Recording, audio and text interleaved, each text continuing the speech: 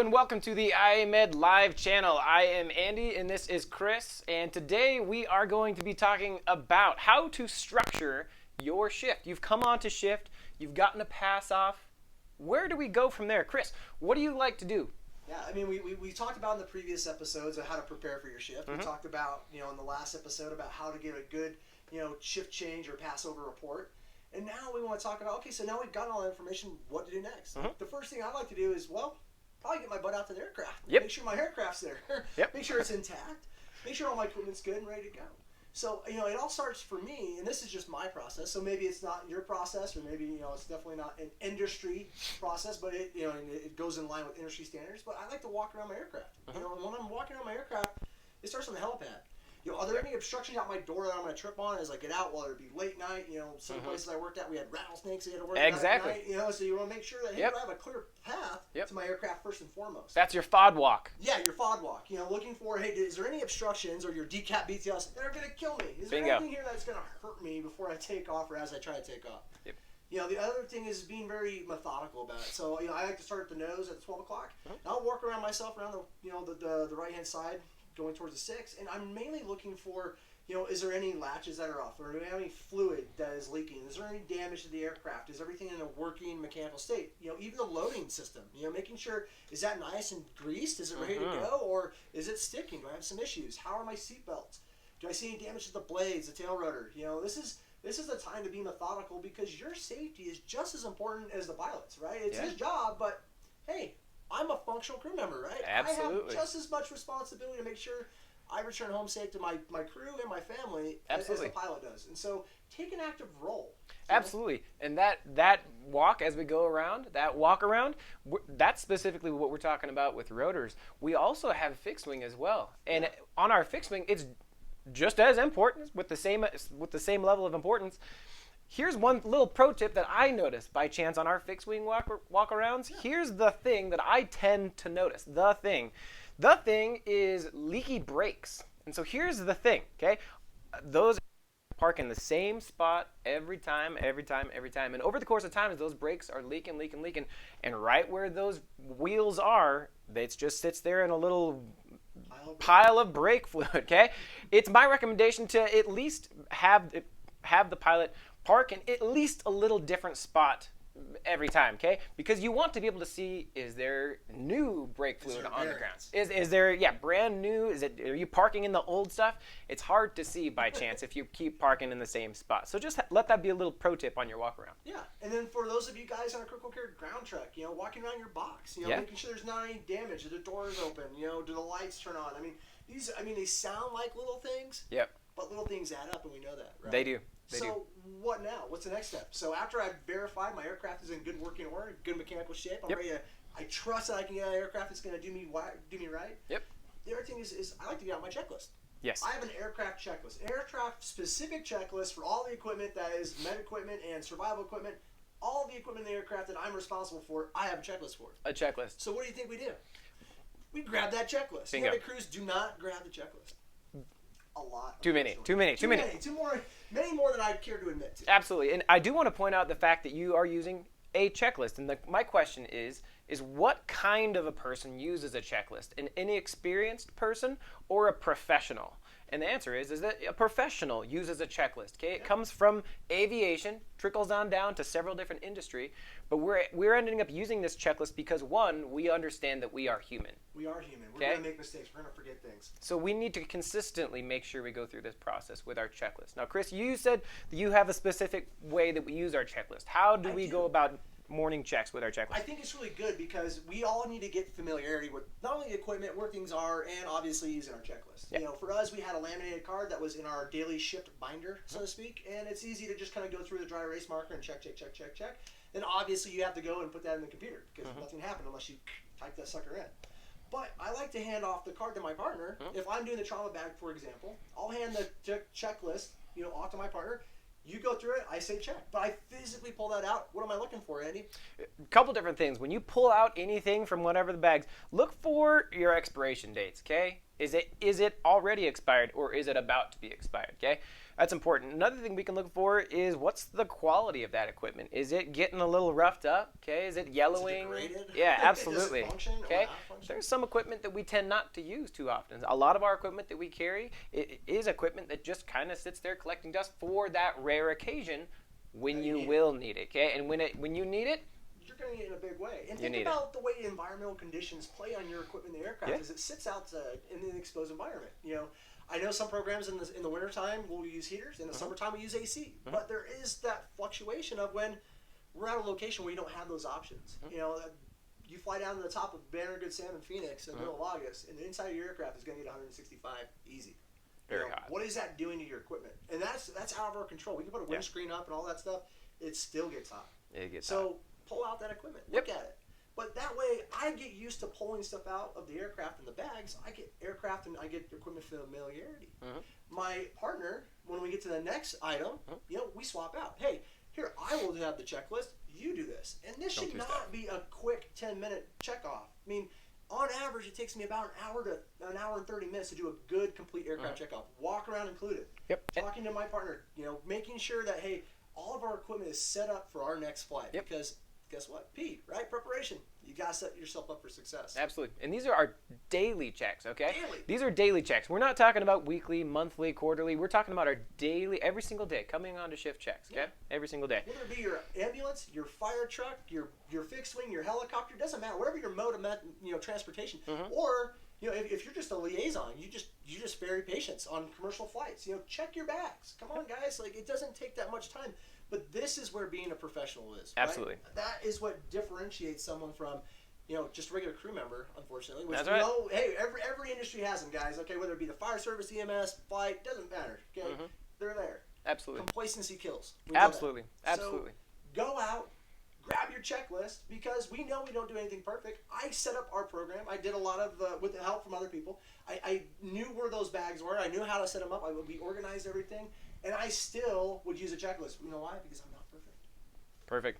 Perfect. So, you know, what are some other things as we move on? So we got our aircraft checked off. It's set. It's ready to go. Our equipment's good to go. We know we're not going to run out of everything. We have everything we need to do our job appropriately. It's all functioning. What now?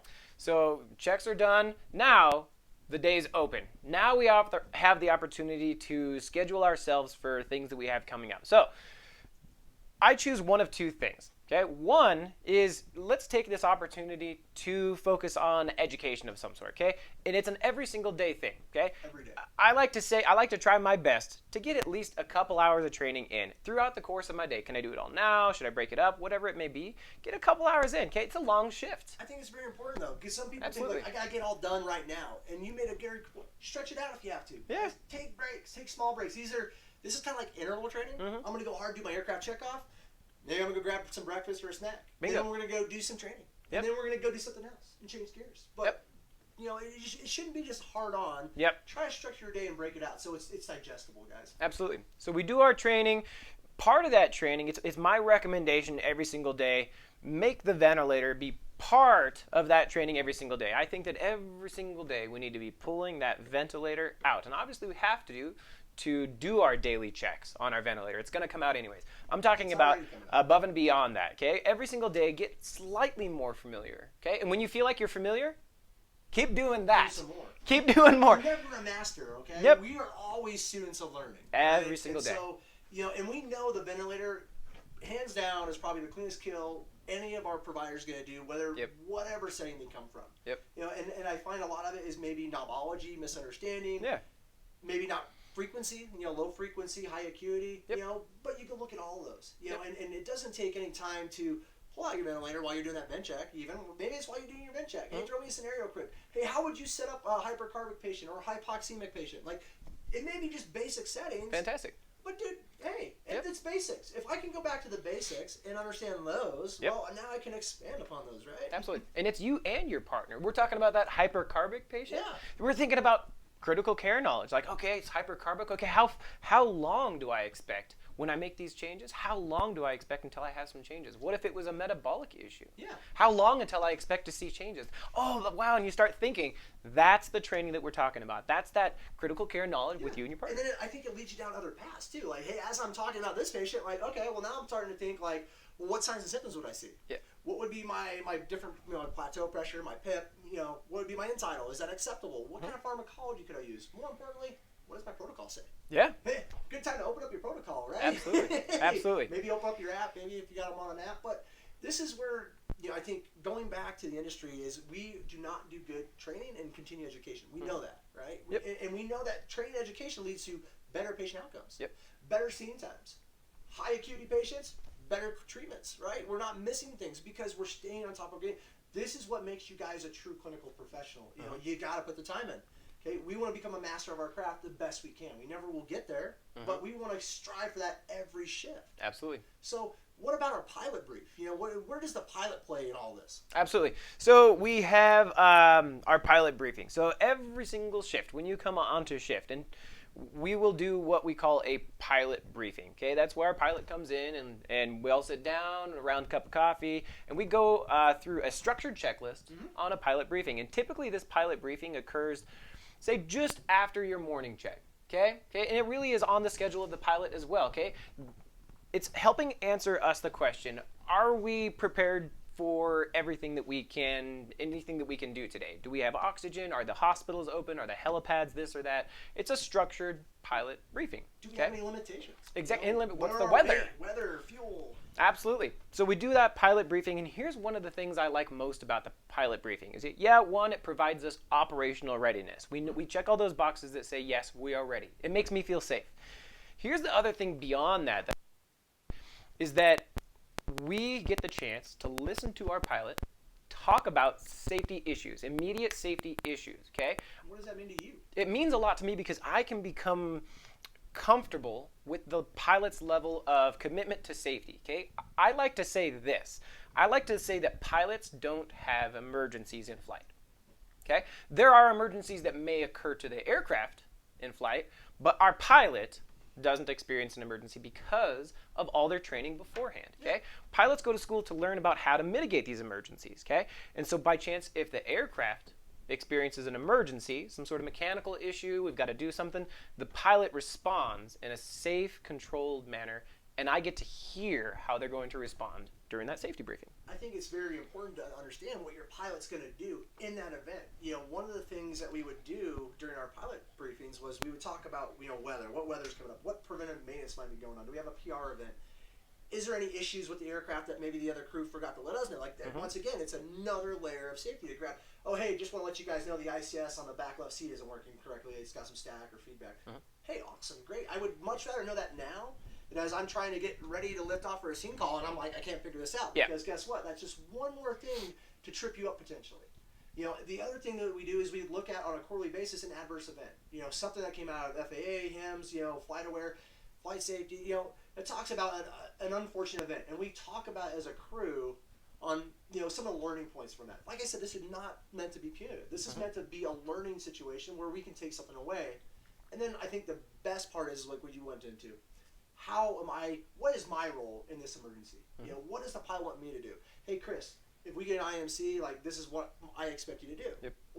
And hopefully your company has that lined out, and depending on your company, they may or may not. But being just a baggage versus being an astute air crewman or, maybe not full air crewman per the FAA eyes, but being a functional part of that flight. Absolutely. Being a functional crewman, I guess, would be a better appropriate term. How can I be a functional crewman? Well, I can understand how to operate the radios, right? How many people here know that if they hold down COM 1 on the aviation radios for more than 5 seconds, it automatically pulls up 121.5 the emergency, VHF frequency? That's something you probably want to know. That's good news. Where's the fuel shutoff? Yep. How do I operate the collective? How do I get that full down? Yep. How do I roll the throttle off? Where's my battery switch? Where is the nav charts if I need to pull up the nav charts or if I have an iPad? Do you know how to look those up and help your pilot mitigate that emergency, that in-flight emergency? Absolutely. Best place to mitigate an in-flight emergency? On the ground during flight briefing. Right here, yeah. Right here, right now. And so, I think just having that perspective. Absolutely. So that is that pilot briefing period, okay? So we've got that. We've done our checklists. We've got our pilot briefing. We're doing training, okay? Train's done. Another thing throughout our day, okay? I want to say that we have a long career ahead of us, right? We do. One thing that we also need to focus on is our health and wellness, okay? Our own body health. our food intake, doing a little bit of exercise throughout our day. Okay, does it need to be expansive? No, just have a little something in place, a little stretch and flex program, a little something, maybe a peer fitness trainer can help out. Something where you can just do a little bit of activity. How important is it for, I'm going to say, back health? That's very, very, important that you mentioned that, because those of you who may not know or may know, the last 2 years I've been on a leave of absence because I herniated my L3 through 5. Mm-hmm. It took me out for 2 years. I'm finally returning to the flight line this coming January 2020. It's taken that long, and I will tell you that, I was trained for an Ironman. I was physically fit, and I still was able to injure myself. Yep. So it could happen at any point in time. So first off, guys, protect your back. Use good lifting techniques. Yep. Get additional resources. Help yourself. Don't try to manhandle anything. No. The other thing I would say is it doesn't take much. I got good walking shoes. Okay, I do a 30-minute walk. An hour walk. I bring my little bands from Target. $10. It gives me a little something I can do. A little bicep curls, little shoulder push-ups. It gives you variety, and it doesn't take much. You don't need a gym to make this happen. I think a lot of people just go, well, we just don't have a gym available to us. Great, we got a Wii Fit at our base. Bingo. We would play bowling and golf. It still got you up and moving. And then we would do the yoga routine. There's a great yoga routine on the Wii that I don't think a lot of people understand, but it's phenomenal for core strengthening, which is important for back health. So, staying fit. Just do a little bit. It doesn't take a much. Okay. Yep. Absolutely. Very important. What about self-care? What is something I can do while I'm on shift? Not only that lends into all that, but we got to take care of ourselves, right, Andy? Absolutely. So that's one little part of, I want to call it a big part. Let me rephrase that. Our own personal happiness and health. There is one thing that I do, and I want to just spread it throughout the entire Medevac community. I massively recommend calling home, call your family, call your significant other, your husband, your wife, whomever you may have. Check in. Tell them you love them. Say hi. How was your day? Okay. There's that whole mentality. Hey, when you're at work, you're at work. Yeah, that's true. That's true. Okay. But I'll promise you, I have to take care of myself before I can take care of anybody else. That is very, very, very important. Absolutely. So I love to just call home, call my wife, tell her I love her, check in, see how she's doing. It makes me feel really good. That time where I can just get some pictures of my kids, see how they're doing. Man, if I had a down day, I'm good. Yeah, think about hey, you're having a bad flight, you're on the way back from a bad flight, you get pinged on a text, and obviously we don't use our phones during our flight, but if I look on my watch and I see that picture come through, it puts a smile on my face. It changes my game. It changes my whole energy that I bring, and hopefully that's what I need the most right then. Absolutely. Checking in with your family, I think, is extremely important. Check in with your each other, your crew members. Hey, how are you feeling after that flight? I'm not feeling so great. I don't think we talk about our feelings very often, okay? And I'm just going to talk about my feelings right now. Sure. There have been flights where I suck. I not me clinically. Sure. But I feel horrible afterwards. Not feeling good. Because of the situation at hand. And, I don't think I got structured up to do a lot of good self-care early on because it wasn't a big thing in our industry. Yeah. It's now becoming more and we're responding to it, but we're responding. We're being reactive, not proactive. Yeah. So let's take it on all ourselves right now to be a little bit of proactive. Do some self-wellness. Do some breathing. Do some meditation. Go for a walk. Check with your family. Absolutely. Take care of yourself, guys.